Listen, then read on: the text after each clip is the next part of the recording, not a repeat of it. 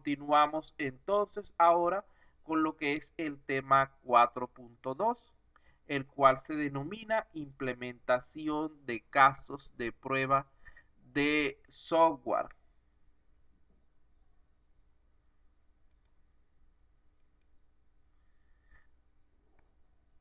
Bueno, entonces cuando estamos hablando de casos de prueba, vean que un caso de prueba generalmente está compuesto al menos por tres elementos fundamentales, que serían los datos de entrada, las acciones a realizar o los eventos que deberían tener lugar y los resultados esperados. Estos tres componentes son los que van a formar, los que van a dar vida a nuestro caso de prueba. El objetivo fundamental del diseño de casos de prueba sería entonces, como ya lo hemos dicho varias veces, tener la mayor probabilidad posible de encontrar el máximo número de errores y fallas con la mínima cantidad de esfuerzo, tiempo y podemos aquí incluir costos necesarios.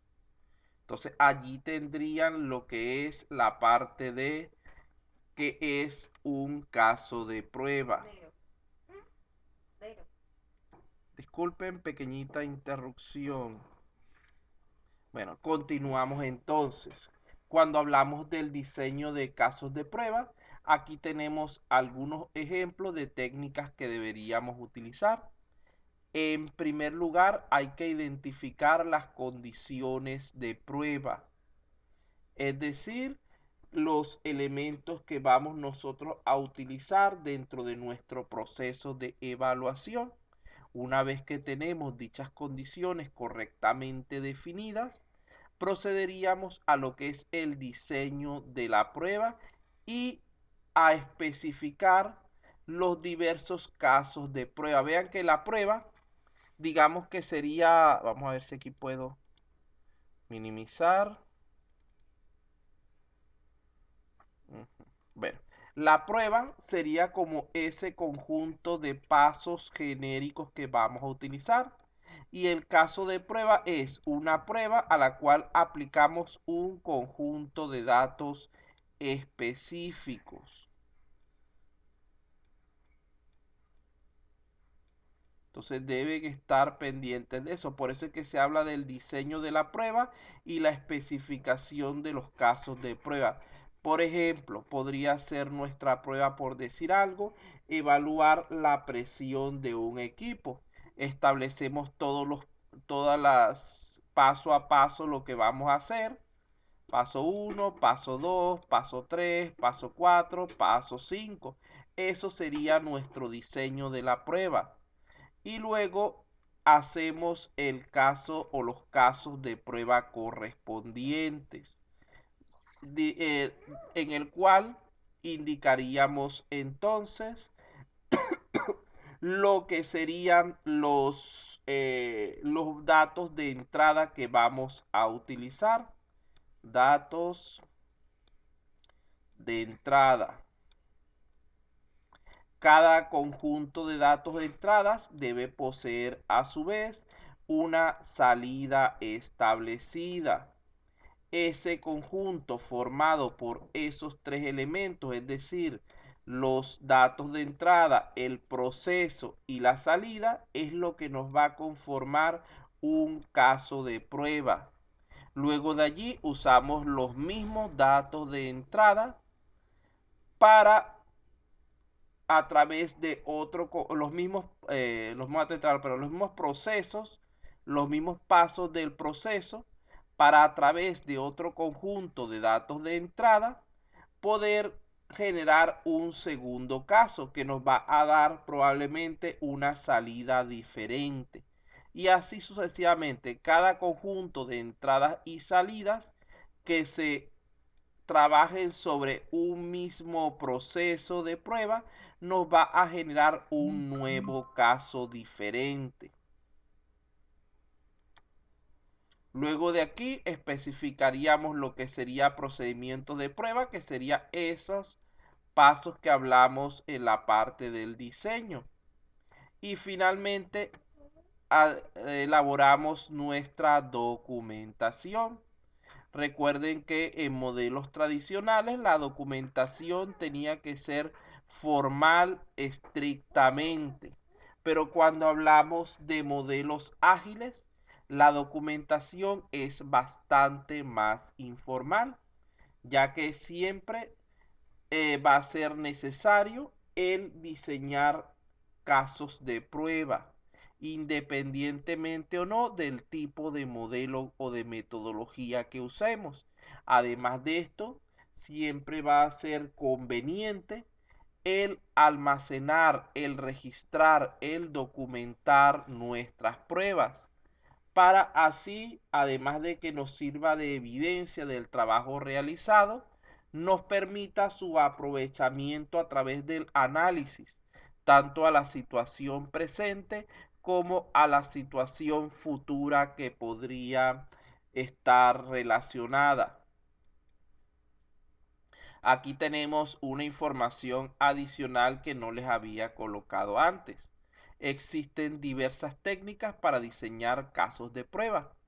Independientemente de la que utilicemos, cada caso de prueba debería contener siempre una entrada conocida para probar ciertas precondiciones y una salida esperada para verificar la poscondición. Adicional a esto, se deben diseñar entonces por lo menos un caso de prueba para validar cada uno de los requisitos. En el caso de que un requisito tenga otros subrequisitos o requisitos secundarios, cada uno de estos deberá tener por lo menos también un caso de prueba que lo valide. Teniendo en cuenta entonces esta afirmación anterior, lo mínimo que, esto creo que es una pregunta aquí al final del examen por alguna parte, lo mínimo que se debe crear para cada requisito son dos casos de prueba, uno positivo y uno negativo. Creo que eso es una pregunta de verdadero o falso del examen o una no, de selección múltiple. ¿Cuánto es la cantidad mínima de casos de prueba que deberíamos nosotros crear para evaluar un requisito? 1, 2, 3, 4, 0, etcétera. No me recuerdo qué números coloqué, pero esa es una pregunta que podría salirse, donde la respuesta correcta es que lo mínimo deberían ser dos casos de prueba, uno positivo y uno negativo. Esto viene de la cuestión de los condicionales, que usted sabe que un condicional de tipo bifurcación va a tener dos caminos, dos rutas posibles. Entonces, esto es información que no estaba en las diapositivas anteriores, pero que sí se los dije en modo de voz. Luego de aquí, tenemos que para todo caso de prueba, deberíamos evaluarlo entonces, tal como se dijo antes, a través de valores positivos, negativos y hacer lo que es la evaluación de regresión, es decir, reevaluar el componente para verificar que no haya que la reparación que se le haya hecho no haya generado alguna falla inesperada. Aquí tenemos entonces lo que es la parte de teoría de dicha información. Decimos que el caso de prueba positivo nos permite probar el software en la forma exacta en la que fue diseñada. Es decir, debería generarnos como salida el valor esperado. El caso de prueba negativo trata de romper el software mediante lo que es la introducción de datos erróneos por parte del usuario para ver qué tal está nuestro manejo de errores, de fallas. Y los casos de regresión validan que cada vez que se realice una modificación al software no afecte a otras características preexistentes. El proceso de prueba también puede También puede ser analizado desde el punto de vista de su documentación, pudiendo entonces realizarse de manera formal o informal, donde el nivel de formalidad de la documentación dependerá del contexto de las pruebas, incluyendo su nivel de madurez y el de los procesos que se estén desarrollando, las limitaciones de tiempo, los requerimientos de seguridad o normativo y las personas implicadas. Vean que no es lo mismo una prueba a nivel de lo que es usuario, tiende a ser siempre de manera informal, mientras que las pruebas realizadas por el desarrollador son por lo general de tipo formal, más documentadas y mejor detalladas.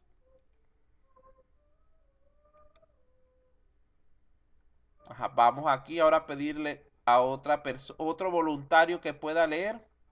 Aquí tenemos otra información nueva que añadí. Buenas noches, profesor. Buenas noches, por favor. Durante el análisis de pruebas, se analiza la documentación de pruebas para determinar el objetivo de las pruebas, es decir, para identificar las diversas condiciones de prueba. Por condición de prueba se entiende un elemento o evento que debería ser verificado por uno o más casos de prueba. Por ejemplo, una función, transacción, características, atributo de calidad o elemento estructural. Muy bien. Estén pendientes con esos términos que tienen subrayados, que aquí tenemos los tres primeros, pero todavía en la otra parte hay otros más, porque esos elementos también están en su evaluación. Creo que los coloqué, si no me recuerdo mal, bien sea como un emparejamiento en la mayoría de los casos. Continuamos con la segunda parte. ¿Otro voluntario?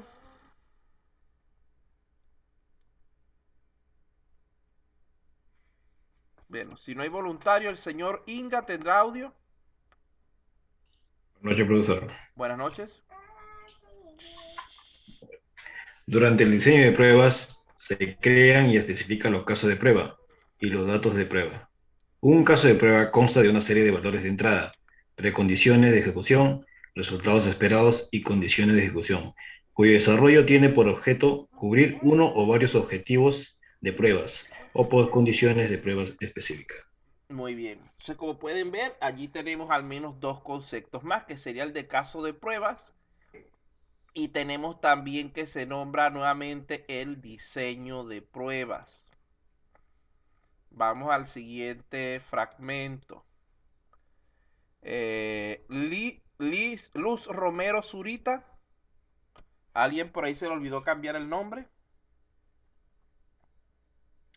Luz Romero Zurita, por favor, ¿podría leer? Si no tiene audio, lo avisa por favor por el chat. Bueno, creo que... Buenas noches, le saluda Alberca. Me olvidé de cambiar el bueno, nombre, ingeniero. Ahorita le. bueno, pero primero lea y después lo cambia, por favor. Ok, ingeniero.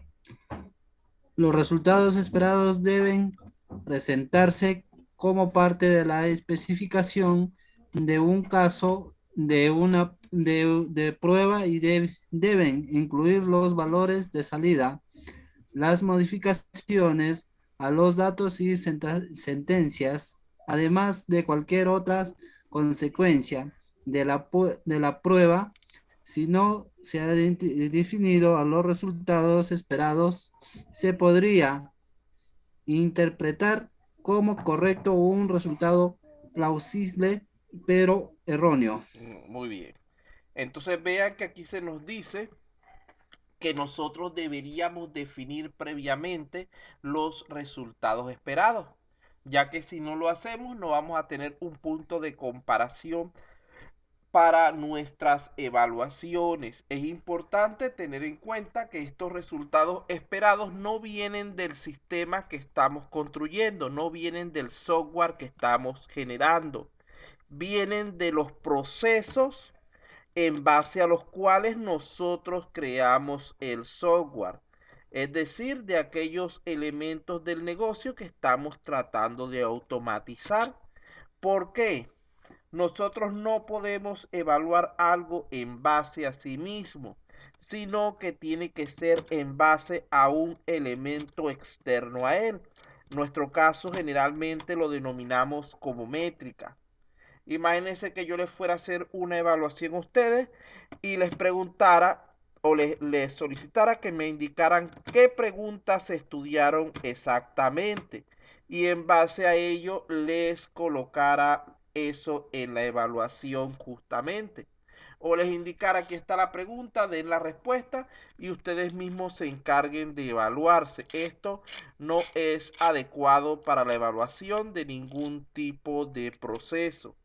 Entonces, les recuerdo nuevamente, cuando estamos haciendo los resultados esperados, cuando los estamos determinando, estos no vienen del software, sino que vienen del proceso en base al cual estamos creando el software. Lo bueno aquí es que generalmente se cuenta con datos históricos que podemos utilizar para tal fin. Tenemos por aquí otro Medina.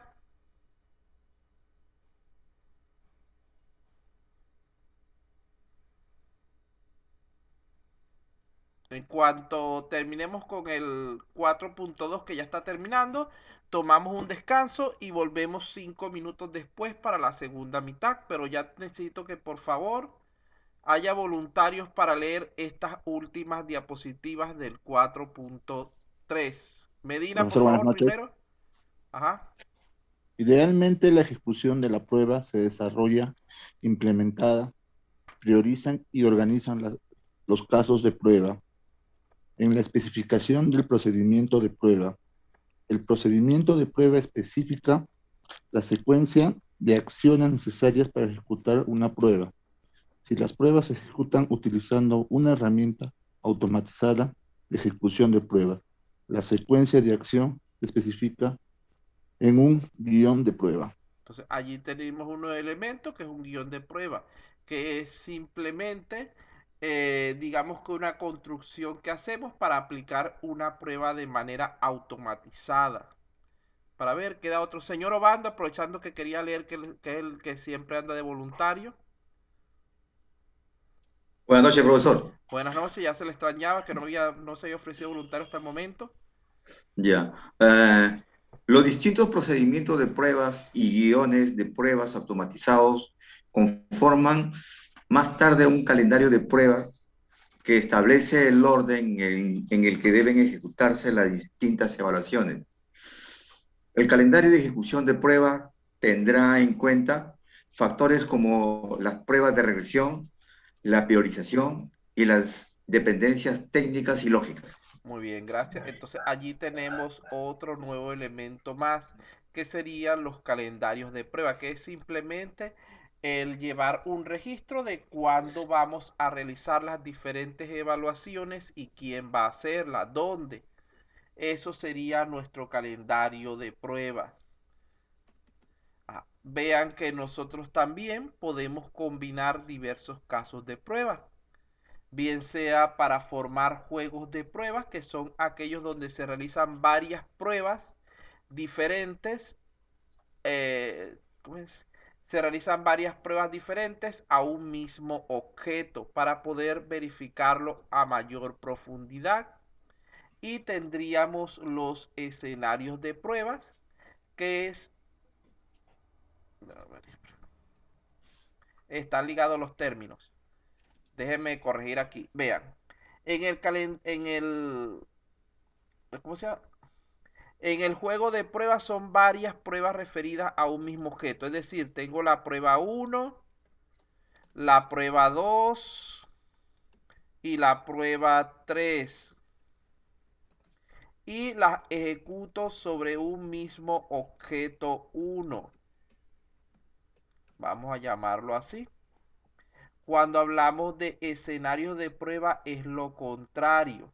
Tengo una única prueba, prueba 1, y la ejecuto sobre varios objetos diferentes. Objeto 2, objeto 3 y objeto 4 por decir algo. Entonces aquí es, vamos a tachar esto de aquí. Aquí sería evaluar. Por favor hagan la corrección allí. Evaluar varios objetos.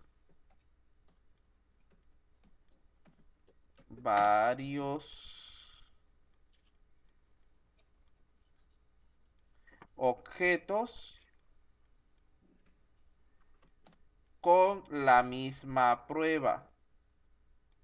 Sería lo contrario del anterior. Primero muchas pruebas para un solo objeto y después muchos objetos con una sola prueba.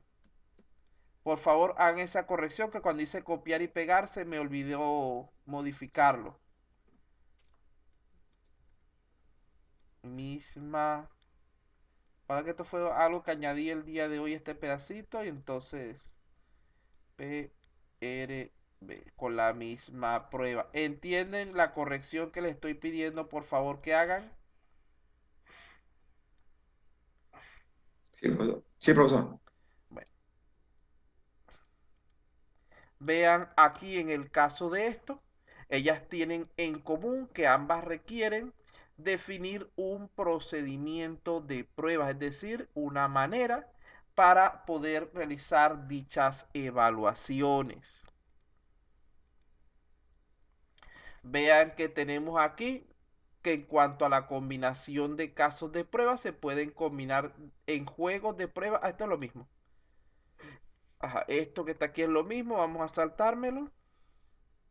Aquí tenemos que, que el plan de prueba establece la secuencia de las evaluaciones que hemos planificado, así como quién debe realizarlas y cuándo. Es decir, es algo muy similar al cronograma.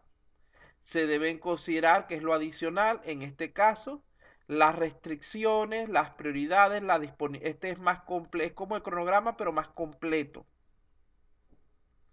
Por aquí que, vamos a ver, tenemos dos preguntitas para cerrar esta parte.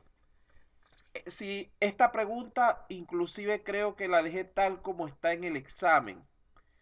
Pregunto, los resultados esperados, ¿cuál de esas opciones creen que sea la correcta? A, B, C, D, E. Por favor, contestar en el chat.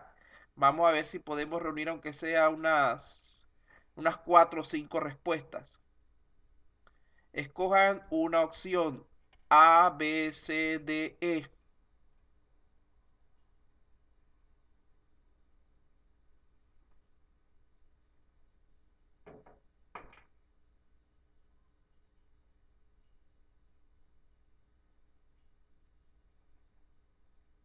Ahí estamos buscando la opción verdadera. Hay 4 falsas y una verdadera.